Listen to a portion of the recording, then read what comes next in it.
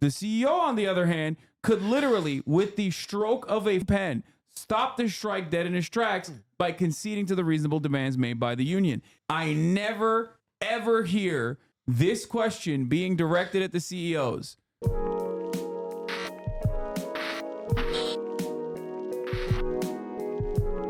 saying it. Oh, yeah, we got the dock workers. Port worker strike turns violent in Baltimore. So there's a couple different things I want to talk about with respect to this port workers strike, the dock workers strike. One, I really like the union leadership. At least, like, he sounds cool. Like, he sounds, I don't know, he just comes across like, maybe I'm wrong.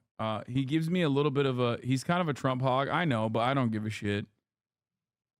I do think that he is definitely a hog for one reason that I find really up. Okay? The thing that I find really up is the weapons transfers will still continue. The International Longshoremen's Association is going on strike, but they're making an exception to ensure bombs continue to be sent to Israel. ILA will maintain pledge to handle military cargo during the strike. Passenger cruise ships to be unaffected by the 10-1 strike. The International Longshoremen's Association and its 85,000 members will continue to honor its century-plus pledge to handle all military cargo, even if there's a coast-wide strike beginning next Tuesday, October 1st, 2024. The union will also continue to work passenger cruise vessels. Dating back to World War I, the ILA was always proud to note that the ILA also means love America when it came to its no-strike pledge in handling U.S. military cargo at all of its ports. That's what Harold Daggett said, who served in the U.S. Navy and saw combat duty during the Vietnam War. We continue our pledge to never let our brave American troops down. For their valor and service, we will proudly continue to work all military shipments beyond October 1st, even if we are engaged in a strike. Don't worry, the strike won't impact the genocide or cruise industry, two of America's greatest gifts to the world. I mean, it makes sense if they've impacted the cruise industry. It's you know, those are people that need to get off, you know. That one is a little bit more understandable.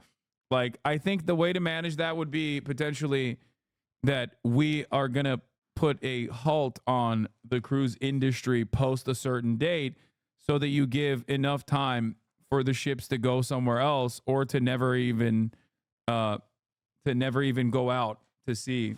But yeah, if you're like, hey, we're going to do a strike and you're just stuck on the cruise ship, that's kind of crazy. Imagine you're like, yeah, no, dog, sorry. You have to stay on the cruise. It would be funny. Here, let's watch the more perfect union video on it. 5,000 dock workers from Maine to Texas are on strike for the first time since 1977. Late last night, members of the International Longshoremen's Association walked off the job after their contract with the ports expired. Union power! Strong piece of power! Strong piece of power! ILA! All the way! Union power! Union power! The dock I think one of the funniest aspects of this is that the ILA is a relatively strong union, and of course, if you're in a relatively strong union, your average wages are going to be fairly high, and people are finding out about like their relatively high wages and getting very mad. And it's like, yeah, dude, that's a good thing. Okay, that's not a bad thing, dumbass. How about you unionize as well? Nope. People are like, how dare they ask for more? They're already making a lot of money. Workers have two demands: higher wages and protections against job-killing automation. The ILA represents workers at 16 ports that handle half of the U.S.'s imports. These workers keep America moving, handling goods like beer, liquor, wine, bananas, cars, and even parts that keep our factories running. And they do this backbreaking work for as low as $20 an hour. They're demanding a $5 an hour raise every year for 6 years. Meanwhile, their bosses in the shipping industry have raked in over $400 billion in profits since 2020. Today, they're making billions and billions of dollars. Yeah, Harold J. Daggett has had some really quotable moments. I think he's kind of cool. I mean, he's a bit of a hog, but he's also kind of cool. I don't know how else to describe it. Like he simultaneously gives me bad vibes, but I also think he's chill. On our backs. We went through COVID. Every one of you guys went to work every single day. The workers are also fighting for a fair contract that doesn't allow automation of their jobs. According to a union-produced study, more than 2,250 East Coast workers could lose their jobs to robots if protections aren't implemented. If port owners don't step... Like, I don't have an issue with automation. You just can't fire people. How about that? Yeah, give them less work. It's great. You know, that's efficiency, baby. That's what automation is supposed to be there for. They are supposed to, like, automation is supposed to ease the burden on the laborers, on the workforce. The problem is automation is used as a mechanism of displacement. Okay. They're like, oh, well, we got robots. No more need for the workers. Fire them. That is the issue. Unions understand this. Step up and agree to workers' demands, it could cost the US $5 billion a week. And that means shortages and price hikes for everyone. We're gonna win this thing, trust me. They can't survive too long, and we're gonna get what the we deserve, believe me. God bless all of you for being here. Thank you. I don't think it's the company's job to provide Social Security. It should be done by the state with taxes and ideal of basic income. What do you mean? It's not a company's job to provide Social Security. This isn't Social Security. First of all, companies used to provide Social Security. It's called pensions, okay? I like that we've just completely moved beyond that. That's number one. Number two, you do recognize that, like, these guys are still a part of the productive process, right? Like, they are literally a part of the productive output. Like, they are the reason why the companies are generating any sort of value whatsoever. There's no value without labor. And as time goes on and technology improves, okay, these technological improvements have only been used to force out the existing productive output, like the existing value creators, the labor force. It's so stupid. And they're demonstrating, yes, sure, but the profits rise. What do you mean? No. How do profits rise? Profits rise in automation by displacing the existing workforce. Profits rising is not a good thing, okay? Get that out of your head. Also, profits don't rise. They do fall. That's literally my mom, and I hate it. We got into a heated argument about it last night. What do I do to convince her that she shouldn't defend these corporations? She's been let go from the company she currently works at and came back for less money. Oh my God. And then you got China fully automating their ports. The media's already trying to shit on the workers. Dock workers often work 80 hours a week to make more for this pay, while bosses kicked around and made, what the is this number? Jesus Christ, 400 billion since 2020. Working people deserve a good living. Many dock workers make $150,000 or more. Why they're going on strike? You think he's still? I feel he still thinks like he's still under the mafia's payroll. He definitely talks the talk. Oh, this is the one I wanted to show you. I love this convo. And they built a crane on the ship, and they got a container, and they put the cargo in. And maybe the first ship came up with 50 boxes. Nah, not even 50, 20 boxes. It worked. They came in to the port, the crane on the ship unloaded them, and they loaded them on, and they went down. Well, it caught on. And from there, everywhere you go in the world, you'll see those cranes. They look like monsters. No matter where you go, what port, overseas, Europe, Rotterdam, Amsterdam, anywhere, Spain, those cranes are there. It all started with Sealand. The company before Sealand is called Pan Atlantic, but Sealand bought that, and then they became Sealand. Okay, I show up in 1967. This some bullshit. They make enough. Give me some money. The ILA president drive a goddamn Bentley. This some bullshit. They make enough. There ain't no way that you are a 22-month subscriber in a socialist community, okay? Or at least socialist adjacent.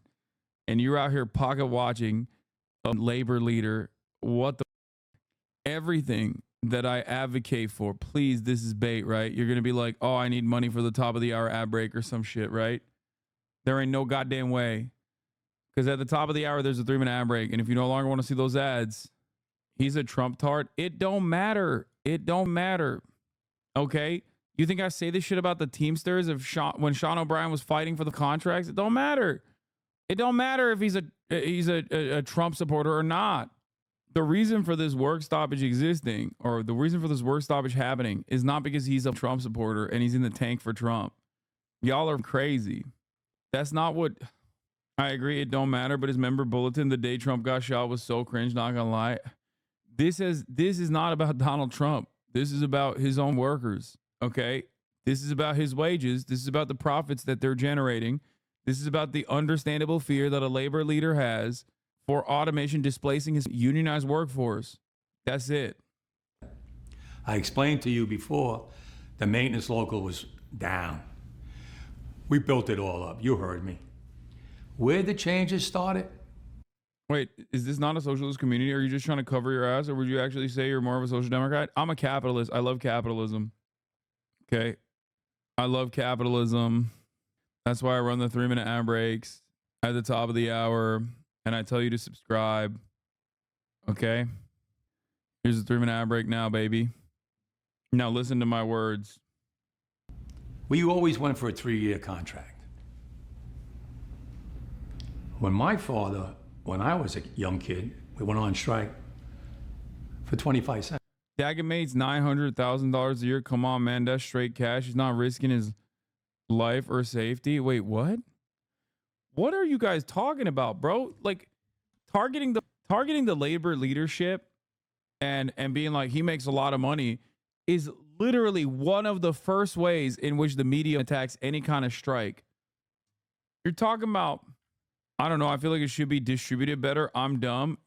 Yeah, what? I'm done. There is no way in which we can work around this. Yeah, he has Bentleys too, by the way, and a nice ass house, okay? I know that. I know all of that. It doesn't change the dynamic of what his actions are here. Please. Oh my God, I'm a union member. Your chatters are so libbed up and cooked. The 1980s ruined us. We are... Holy dude. Listen, for every guy like this, there's a guy out there making billions, okay? The CEO is making billions. Do you understand? Don't you recognize that you are currently defending the multi-billion-dollar corporation by being like, well, this guy's fake, though. Okay? This guy's fake. He's a phony. He makes too much money. Why are you pocket watching the labor leader and not the goddamn CEO? This entire conversation is not about him being like, yeah, give me all the money. This entire conversation is happening because he wants his workers to get more of the profits that they're generating. That is at the heart of every single labor movement. What the? It's like basic 101 shit. 25 cents. We went on strike in 1977 for 3 months for 80 cents. Fast forward,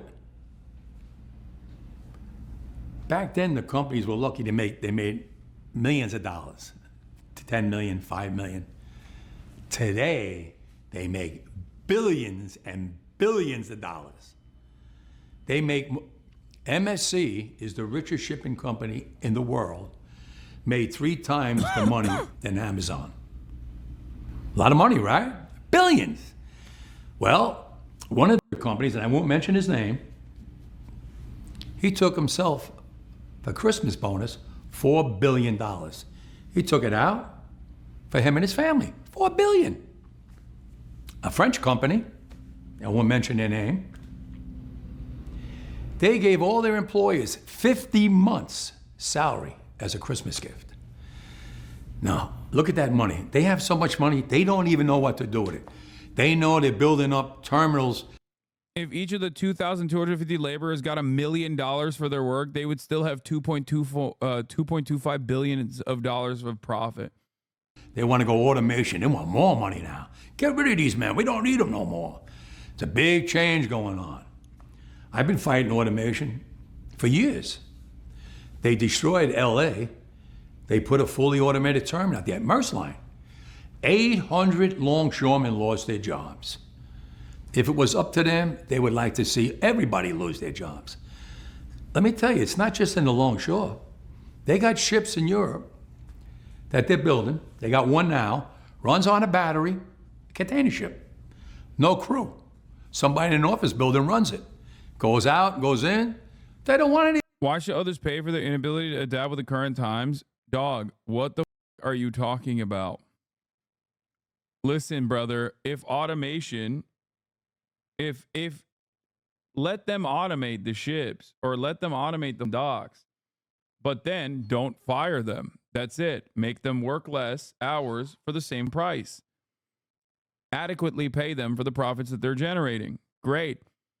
Do you understand? Nobody's going to turn around and be like, wow, I can't believe they're automating and making my job easier. The issue here is not that it's automation.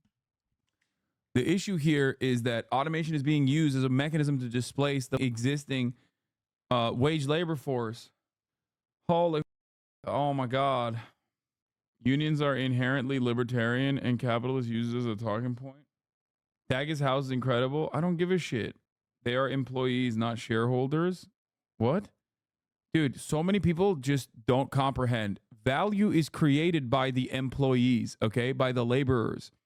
Shareholders then, who are not associated with the production at all, end up taking the profits, which is what profits are, how little you can get away with paying the workers, like all the extra productive output that you can retain and give back to random unaffiliated, unassociated people. Okay? If the value was created by the CEO, this strike would not matter because guess what? The CEO could go there and do the job. The entire point of a strike is to remind people that workers have the value. They are the ones who create the value. Okay? It's crazy. Felix Biederman's in the building, ladies and gentlemen. Takes so long to get here. Almost from my house on an aircraft carrier. Almost as cool as Motaz in terms of guests.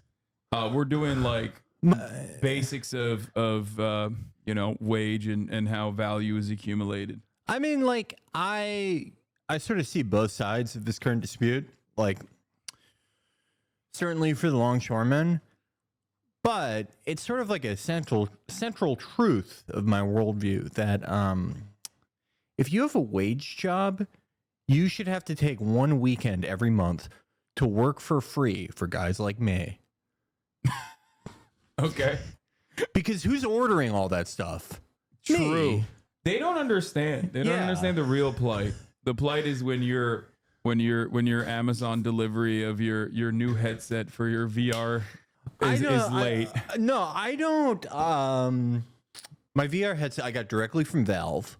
Okay. But all my flight sim equipment that is coming directly from China. Yeah. And so, like, what do you think is in all those shipping containers? Everything that isn't human trafficking is flight simulation equipment. I agree. I made this guy rich.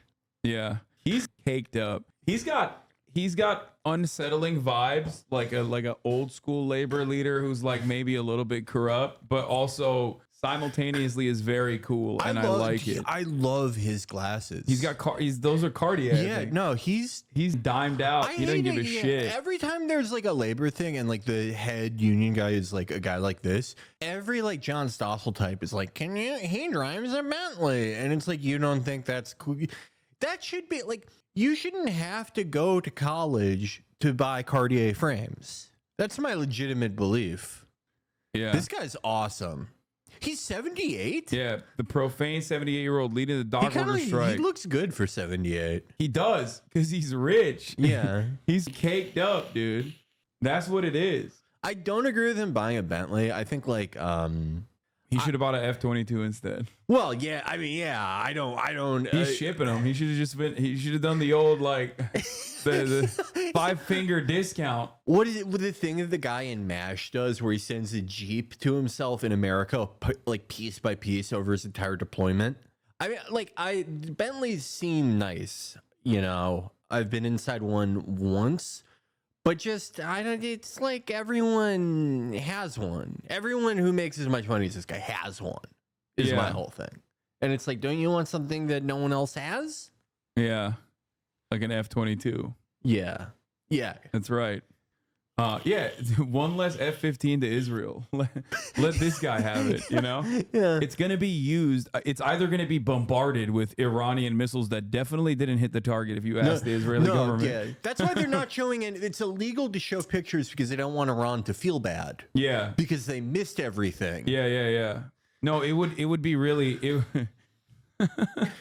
yeah, it would be really bad if they saw how little the hits actually hit target. Yeah. And just as a coincidence, all our F-35s are being sent in this week for a new aux cord extension.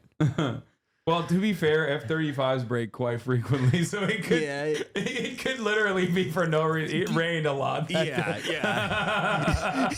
It rained too much. Anyway, whatever. Why are we talking about Hasidic Jews? I don't even know. We started from him. We started from this guy. We got to Patrick Bet David, who is like this is the most like Long Island Italian man of all time. He's probably or Irish. Sorry, he's Massachusetts Irish. He's Irish? I think so, isn't it? His name is Harold J. Daggett. Oh yeah. Sometimes like Italian guys will be named like Herman Brown, Daggett. but their last name is like truly crazy. It's Yeah. changed at Ellis Island. I just like, no offense to the Irish out there. This is a 78-year-old man. When I see a 78-year-old Irish guy, or really, let's be real, like a 58-year-old Irish guy, they have like John Kerry syndrome, where their face is has a relief map type quality to it, you know? And he's very smooth. Dude, he's killing it, dude. This is like wealthy people take care of themselves. They you know? do, but like wealthy Irish guys are still kind of craggy. This is not a craggy man. This is Last name is Scottish origin. Anybody, Okay. they don't want to let's pay hear what he anybody. has to say. It's not only this union, it's in every union in every aspect. If they keep putting machinery to take our jobs, who's going to pay the income tax? Machines are not. Who's going to pay for the military, the roads? Everything runs by taxes. Take Easy Pass. The first time they come out with Easy Pass, one lane, and cars were going through and everybody's sitting in their car and go, what's that all about? Well, I'm going to get one of them. Today, all those union jobs are gone, and it's all Easy Pass. People don't realize it. Everybody's got 3 cars, everybody got an Easy Pass on the window. And they go through like it's nothing, and they get billed in the mail. They didn't care about that union worker working in the booth. You go in a store today, it's self-checking. They don't need anybody to check out no more. Someone has to get into Congress. Okay, the self-checkout is a little bit better of an argument than Easy Pass, because that one you're kind of that's an own goal right there, buddy. Yeah, I like mostly agree with this kind of stuff, but like the Easy Pass is probably the worst case you could have. Yeah, it's like pure efficiency. Like probably lowers like traffic density a little bit. You know what I mean? Like it's kind of not the best. Self checkout does make sense because it sucks. It also literally ends up like creating conditions for people to steal shit anyway. But obviously they make that calculation, and it's still cheaper overall for them to not hire people. Self checkout is, it's the store robbing time from you, basically. Yeah, I hate it. I'm totally against it. I think he should have started with that. Yeah, that's a much stronger argument. Yeah. But because the entire point of the problem is that like they shouldn't have done self checkout. They should have hired more cashiers, but the store doesn't want to do that. And then they make it harder and harder, and then you wait in the line, and then they're like, oh, how about we just automate this process and only hire one person to control it every now and then? Yeah. There's also an argument to be made that like operating at maximum efficiency for an economy is, if you're like, constantly inventing stuff or industrializing or whatever, there, see the value in it. But our economy is just built on people selling shitty shit to each other. We're a consumer economy. Yeah. Efficiency does not benefit us in quite the same way as like, a classical three-piece suit industrialist guy economy. To say, whoa, time out. This world is going too fast for us. Machines got to stop. Yes, we're getting smart kids out of MIT and all these places. Yeah, they're all brilliant. But what good is it if you're going to put people out of work? Who's going to support their... Okay, his attitude towards automation is exactly a 78-year-old man's opinion would be on automation. Like, automation is not a problem if as long as it doesn't displace the existing labor force. As long as you get paid for your output, and if your output increases, your productivity increases as a consequence of automation, you get paid even more, okay? But the workplace doesn't get displaced, then it's good. It's not a bad thing, okay? It's like, we don't want to go back to horse carts, right? Like, cars are good. It's not the worst. It's not the worst technological improvement. Problem is, that's not how things work. Obviously, they do use automation specifically to displace the existing workforce. They don't want to pay the existing workforce. It's a way to eke out larger profit margins. Families, machines, and then those machines people that don't are have destitute, families. they serve the same purpose that, like, the growing and incredibly visibly homeless in major urban centers do, which is to the people who still have jobs but are increasingly precarious and have less and less protections. You see those people who have fallen through the cracks, and it is a very visible warning to you not to fuck up or try anything. Yeah. It inherently does, Hasan. That's how it works. Dude, what are you... Oh my God. Dude, no, you're just claiming that it does automatically. No. Okay? It's not supposed to, or you don't have to do that. It's just that companies choose to use automation in that direction. Okay? Because that's their ultimate goal is to generate higher profits. That's it. That's it. I'm just caught up on him saying he loves self-checkout. That is a f***ed up person. That's a maniac. Yeah, I mean, come on, we're on Twitch. There's a lot of people that don't want to talk to other humans when they go outside. We should automate. You that gotta man into draw prison. the line. These companies that work in the maritime business come from overseas. Not one of them belongs to America. They want to come into America and build fully automated terminals and get rid of American jobs. Good paying jobs that support families with medical, pensions, annuities, and pay taxes. They want to get rid of them. Where's the President of the United States? He's not fighting for us. He told in LA, he told the union, hurry up and get a contract. That's the mentality they have. They don't even know what the hell they're doing today. Well, I know what I'm doing. I'm going to save everybody's job when it comes to the ILA and to all the unions around the world, because we're going to fight it with that alliance. I'll shut them down throughout the world to prove that we can beat them. So, yes, your answer is we came a long way. We came along so advanced that technology is mind-boggling. We never had cameras on the piers. They got a camera on every pole. They got cameras they want to put in the trucks to watch the driver driving. What is this, Big Brother? I'm against all that.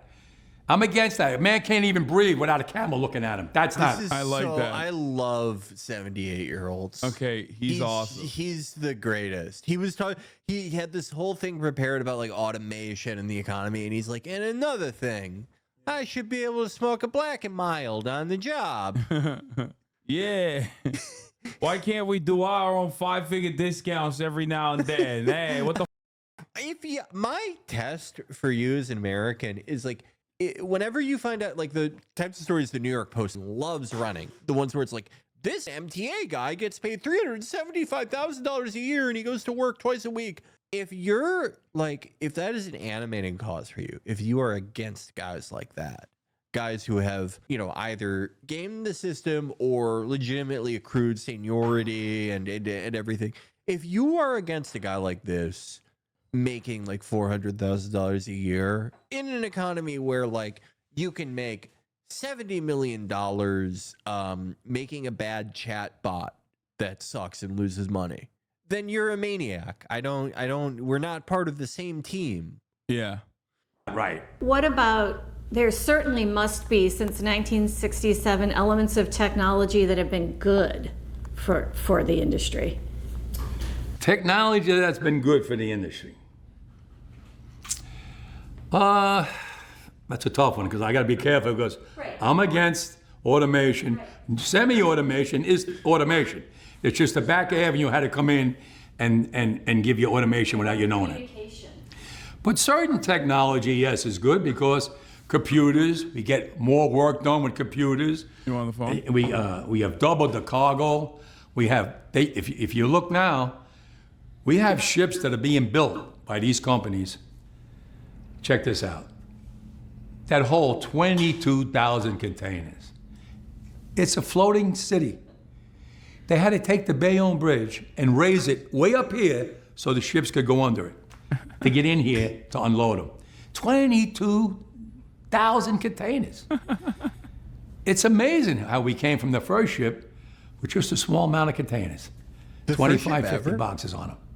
So look at the future now. Look at the future in money. They went from millions of dollars to billions and billions of dollars. So the world is going by real quick. Is it safe to say that you're not against technology for efficiencies, but you're person first, people first, like protecting jobs and families while embracing technology to keep the workflow efficient? Let me explain a little bit about this. The first cranes that went up with diesel engines up there. As time went on, they got rid of diesel. Today, it's electric. The jobs on the waterfront are very dangerous. Just 2 years ago, one of my mechanics fell into the electric and he was fried to death. Wife, 4 kids. Happens all the time on the piers. People getting killed. There was a woman checker. She was checking the boxes when a guy had a high-low with 2 stacks of steel. He should have been riding in reverse. He was looking through the bundles, knocked her down. He didn't even see it. Dragged her under the high-low in front of her son, ripped her apart and killed her. It happens. Christ. It happens down here all the time. I have 2 guys killed right in front of me. It happens. This is why I think he's Italian. Because This is an old Italian guy thing. Just kind of out of nowhere, they'll be like, "Did you hear about the toddler that was skinned alive?" And you're like, "What?" Okay, he's literally making. He has so far convinced me that automation is in fact good. Yeah. And that there should be more of it for safety, and that this guy, like, I only heard the part where he talks about like the effectiveness of a strike in a clip on, I think I saw it on TikTok or something that I really liked from this interview. I did not realize the rest of the interview was him not realizing that he's making an argument for automation. Okay. Yeah, don't get me wrong. I love this guy, but like he spent about 5 minutes just being like, "I love the passage of time. Yeah. How it used to be a small ship and now it's a big ship." And then the interviewer's trying to get him back on course. Yeah. And he's like, no, but let me tell you about this other guy that got skinned alive. yeah. All right. This guy, one of my workers, fell in the electric, fried his ass. There was a Died. real nice girl. You like to see her coming, walking away, if you know what I mean. She flew to Earth she flew to work with an umbrella like Mary Poppins. Everyone loved her. You know what happened to her? Skewered and spun around and turned into shawarma. Fried, baked, basted. We have a group in our local 1804 dead called the Lashes. The most dangerous job on the waterfront. Oh my God. When they put the containers... No more dangerous than that. Stop. Don't get into it. No. This is like the killing fields. Yeah, he's like, we sometimes if there's not enough dead, I kill them. Personally, we got a quota. On top of that, they're done. See these glasses? These are fashion glasses, not urban intellectual glasses. Yeah, if I had those to are the first to go. Yeah, if I had to see out of these glasses, they'd shoot me dead. I'd load the bullet for them. the hatch covers all the way up high, you see them in the container ship. They got to be all lashed down in case the storm and the seas are real rough. The ship is doing this and this. If they're not lashed down right, those containers are going to go over into the ocean and sink. Millions of dollars of cargo sunk. So what? My men got to go out there. It's 0 degrees. There's ice on top of the container. It's freezing with metal bars and hooks, safety lines on them, way up high, and they got to put them down tight, get up on the box, slide on the ice up on top. Completely dangerous. That's in the north. In the south, it could be 95, 105 degrees. Soaking wet down there. They got a guy that goes around, they call him the water boy, giving water to the men so they don't dehydrate. Or the ones that work in the hull of the ship, they get water. It's different elements. You have us here in the north, Canada. You have from Virginia down, all the way to Houston. Hot. Florida, everything's hot. Different elements. Dangerous job. We've had 17 people killed in the last 3 years. Why are you doing 17 that? people didn't come home. We just had a kid killed in Houston. Young kid, a big What argument are you roll of paper, weighed a ton, rolled off on top of him, killed him. That's why I fight. I fight for jurisdiction. I fight for safety. I fight for these to be compensated with good salaries.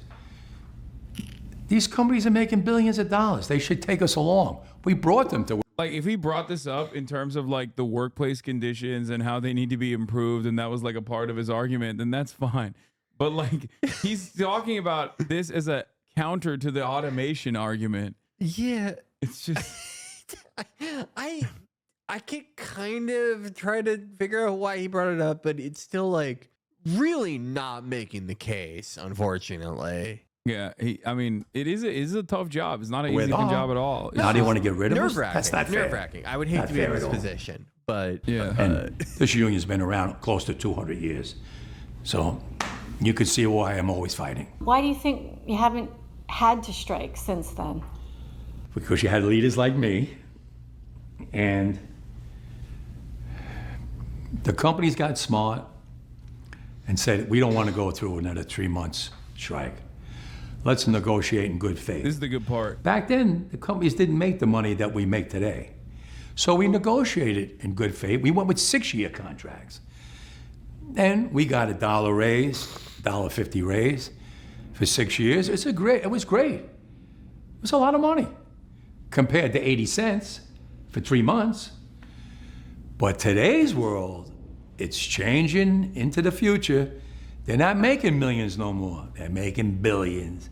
And they're spending it fast as they make it. I want a piece of that for my men. Because when they made their most money was during COVID. When my men had to go to work on those piers every single day, when everybody stayed home and went to work. Not my men. They died out there with the virus. We all got sick with the virus. We kept them going. From Canada to Maine to Texas, Great Lakes, Puerto Rico, now the Bahamas, everybody went to work during COVID. Nobody stayed home. Well, I want to be compensated for that. I'm not asking for the world. They know what I want. They know what I want. And if they don't, well, then I have to go into the street and we have to fight for what we rightfully deserve. Do you think, this is my last question, do you think the threat of the strike is they can understand the significance of that based on the recent things that have happened, like our Key Bridge, we're from Maryland, our Key Bridge collapsing and it just stopping all the ships from being able to deliver? I'm glad you brought that up because I would like to tell you something. Okay. When that bridge fell, my longshoremen are on this side of the bridge, no work, no salaries. Biden called me up on the phone, President Biden. Harold, I got the money to build a new bridge. I go, oh. What about my longshoremen? They're out of work now. They didn't cause no problem. Well, he goes, I got the money for building a new bridge and getting the bridge that's in the water out of there. I ask you one more time, President, what about the men whose families now have no money coming in? Well, you know, if there was an explosion on a ship, maybe I can get the money. Listen, you're supposed to be a friend of the ILA. You came to me when you wanted the AFL-CIO backing. I got it for you. You called me in the kitchen, you thanked me 1,000,000 times. I'm telling you, my members need help. Well, let me see what I can do. In politics, that means you're not getting it, okay? I opened up a... I love this guy. Yeah. He's so sick. I would give anything to hear the conversation with him and Biden. Yeah. That was probably fantastic. Harold.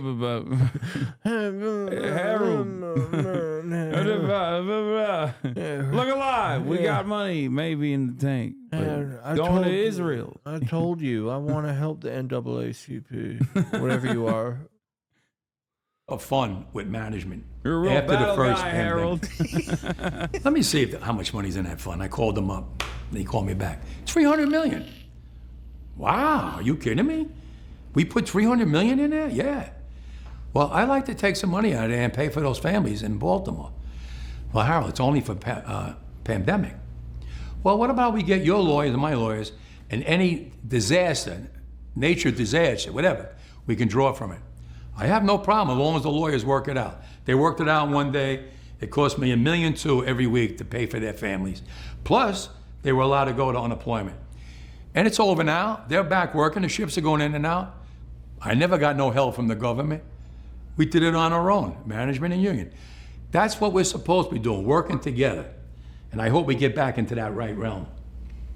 Do you think That was in Baltimore. Right. What was the question again? Well, it was just about I remember how God. significantly it impacted our businesses, like the supply chain, because I glad you live brought that on the up. Chesapeake Let me Bay, explain and all something. the ships were just waiting on the other Liz, side. let me explain something to you.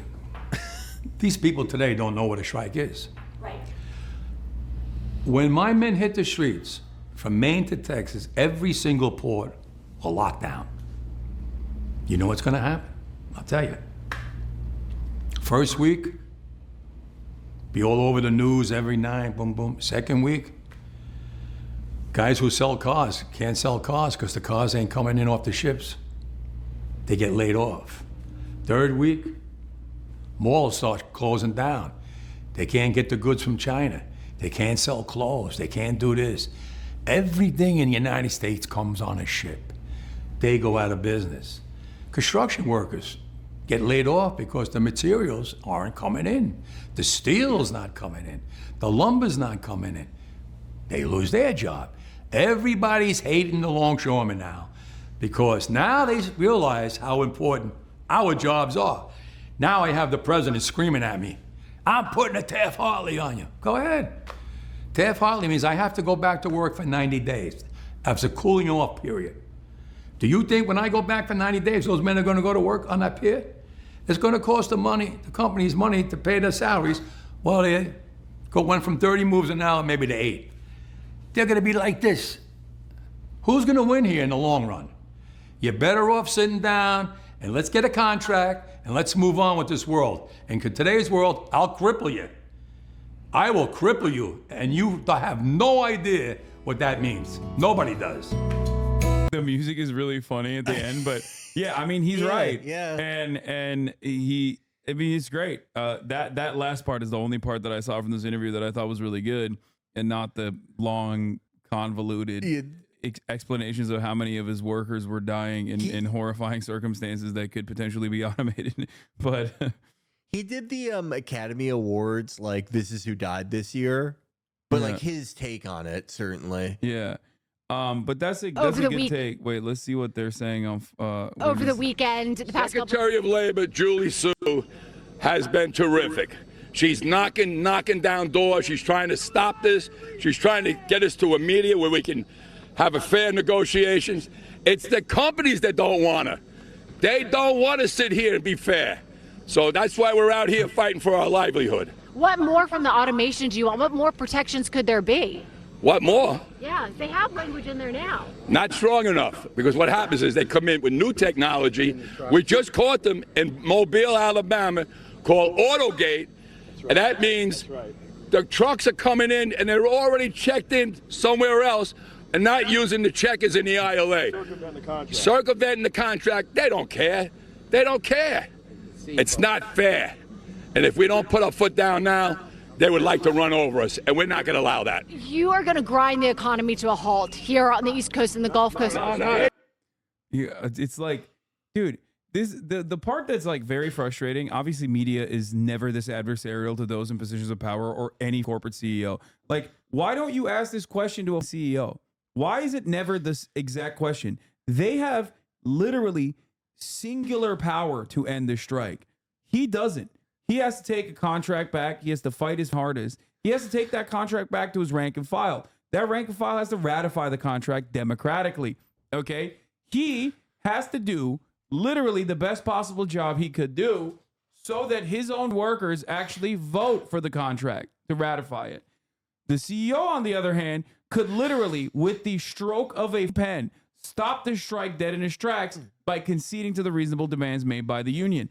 And you never, ever, with the exception of some labor reporters, and they are not working in mainstream press for the most part, they never, and it's not just Fox News, it is every goddamn media company. Don't act like this is just a Fox News situation. CBS, CNN, NBC, ABC.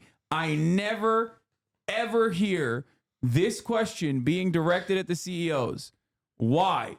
One must ask the question, why? Every single part of American news media operates on the exact same principle. It is always, and it's not just American news media, it's the same in the UK. It's the same everywhere else, okay? They never ask the question to the CEOs, why are you crippling the economy? Yeah, no, that is obviously all political institutions and political media in America is extremely degenerated and showing the ill effects of everyone being on the computer. But when you want to see cable news in its most efficient, closest to origin function, it's stuff like this. Yeah. It's what, acting as the cheerleading section for the Pinkertons and Spirit. For sure. That is, Fox is, that's like, the reason that Fox will probably always exist to do this during strikes. Same with CNN, same with MSNBC. Every network has, I would say CNN, their core purpose like this is more so like America's wars. Fox's is more strikes and stuff like this. I'm recalling Steven Crowder's star-making turn. Oh yeah, when he got clocked in the face. But they all basically have this editorial position. Yeah. That's precisely it. Not us. They are. Don't spin it now because you're Fox News. They're going to drive it. But are you worried? They're going to drive it. Are you worried that this They strike? have the capital to settle this thing. Are you worried that this strike is going to hurt the everyday American, the farmers that need to reach the export market? They're telling me that they're going to hurt through Now all you of start this. to realize who the longshoremen are, right? Nobody cares. People never gave a about us until now, when they finally realized that the chain is being broke now. Cars won't come in. Food won't come in. Clothing won't come in. You know how many people... Teamsters also have this level of power as well, similarly. Yeah. Like they... Any aspect of the labor union that touches the supply chain, I mean, most labor unions are this powerful. That's the reason why we've gutted them, because they could completely shut down the economy if they chose to do so. And that's why we have so many different legal ways of like forcing them back to work, which, to credit Genocider Brandon, is not doing that. Like and they have been relatively strong on the labor front, and they have reiterated their commitment as well, which is really funny because like all the liberals are like, these guys are so stupid. They're doing a cargo cult, like in their defense for labor unions, when this guy is like a secret Trump supporter or an overt Trump supporter, and he's in the tank for Donald Trump. He's like trying to create an inflation crisis right before the election to hurt the Democratic Party's chances. That's what they're saying about him. In what way did that guy mean cargo cult? I don't... Does he just like, I saw that post. It just doesn't seem to be applied in the correct way. I don't even, I have no idea. But yeah, he said, Joe Biden said ocean carriers have made record profits since the pandemic, and in some cases, profits grew in excess of 800%. It's only fair that workers see a meaningful increase in their wages as well. I don't care about forcing them back to work. I did NATO.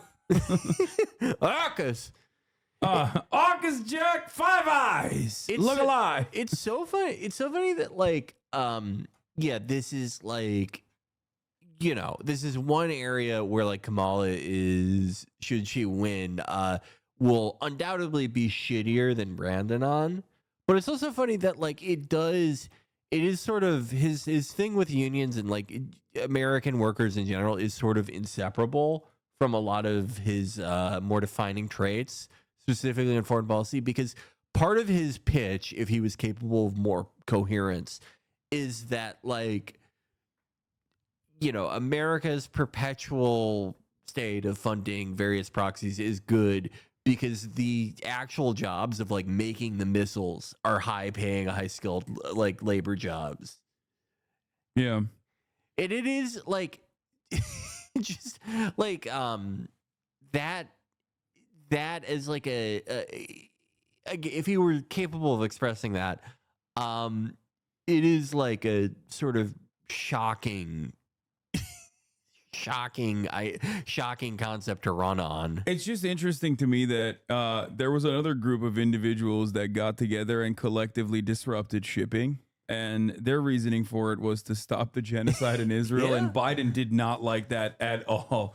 He didn't like it so much that he spent billions of dollars trying to stop those guys unsuccessfully. Well, they found out. They found out why America doesn't have more 3-day weekends. Yeah. Yeah. I can't wait till like 30 years from now we get like the full extent of what happened during Operation Amazon Prime. Yeah. Because it's similar to the Israeli thing of like, we're not showing the pictures but then nothing happened, you know? With Operation Amazon Prime, there are all these like ships that were like made in 2017 where it's like, it's got to go back to Qatar for no reason. Nothing happened to it. Yeah. Depend on our jobs, half the world. And it's time for them and time for Washington to put so much pressure on them to take care of us, because we took care of them and we're here 135 years and brought them where they are today, and they don't want to share. And I mean, I guess they have a working clause that they don't disrupt military shipments anyway. So there's that as well. ILA will maintain pledge to handle military cargo during strike. And passenger cruise ships, 2 key sectors for the American economy. Is anyone out there in chat? Are you cruise ship people? Anyone in there? Anyone in the thousands of people? I never encounter anyone who. My podcast co-host went on a ship once. He went on a cruise ship once. He did not like it. Yeah, that's like. They're going to be like, you know, airships. I don't think anyone below the age of 60 like routinely goes on them or goes on them at all. I don't really understand it. I think it's like really weird. Also, to be fair, he is gay.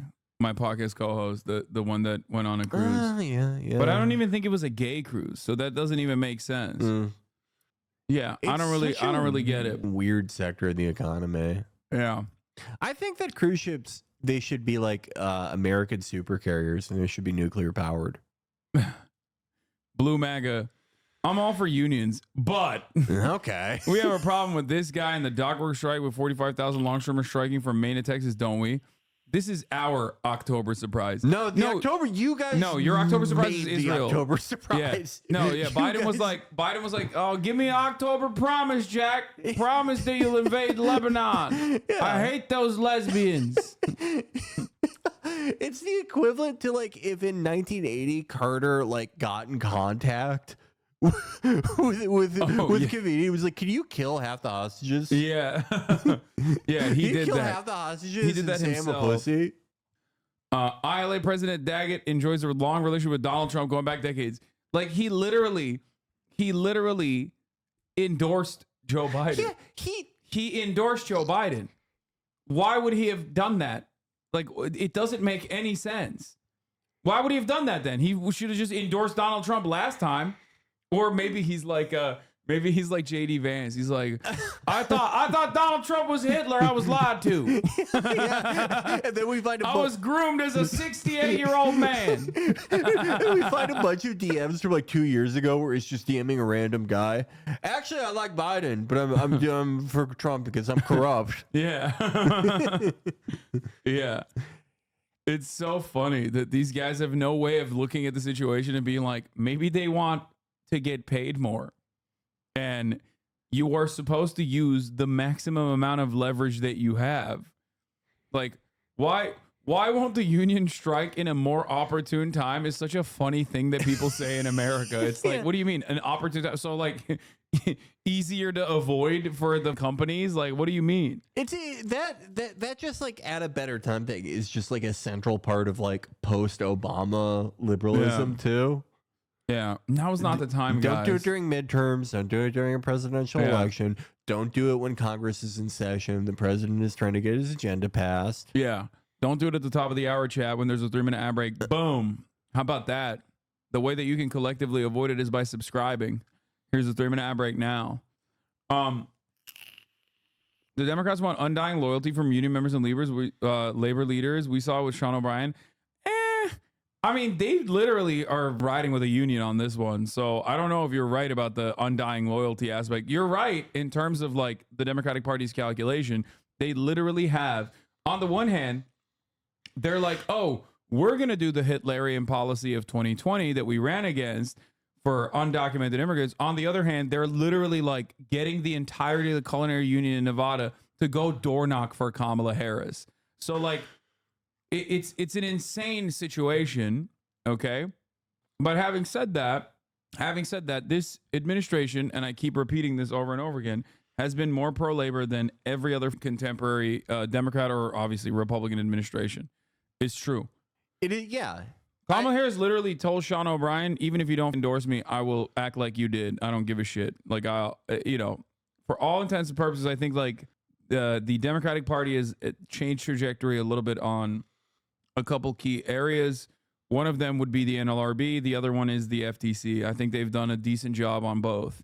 Having said that, however, they're also permanent genocide of the Middle East. So, do with that information what you will. Yeah, and a immigration policy that I am not seeing the yields for it. No one has ever made that make sense in such a way. The calculation, in terms of like why, yeah. Yeah. No, I think because you can't. You know what I think it is? I think it's literally climate change, maybe. Like, I think that they're just like fielding. I think that they're just like gearing up the American population for the Fourth Reich. Like, they recognize the writing on the wall. They're not going to do anything about climate change. It's going to get worse and worse, and you're going to have climate migrants. And this is their only climate policy. They're not going to harden the infrastructure. They're going to harden the border wall. Yeah, I just mean like the popularism rationale for it. Yeah. The yields for that are just not yet to be seen. It just it's bad policy, bad politics overall. It's just perfect. And it just like when you're like, we're passing Donald Trump's immigration bill, it makes it look like what makes it look like this, because it kind of is this, where, for years you're saying it's horrible, it's racist, you're campaigning on kids in cages, and then it makes it seem like in the last 18 months you went, actually we were lying about that, and we're so sorry about it that we're going to try to pass your policy. Yeah. It's a similar thing to like what Democrats would do when like, the Acorn thing happened, or Shirley Sherrod, where it's like their response to the controversy or even the hint of people being mad at them is to immediately like throw someone under the bus. And it's like, well, then that's like deleting your phone when you're Eric Adams. Now you sure as shit look guilty. Yeah. My only policy is I vote for whoever replies to me on Twitter by directly adding me. Well, this is so low rent. What he's doing follow for follow. He's playing Don. This is incredible. All I'm saying is he wants to win more than the Democrats do, and it's usually the Republican Party that is always like fighting hard to win.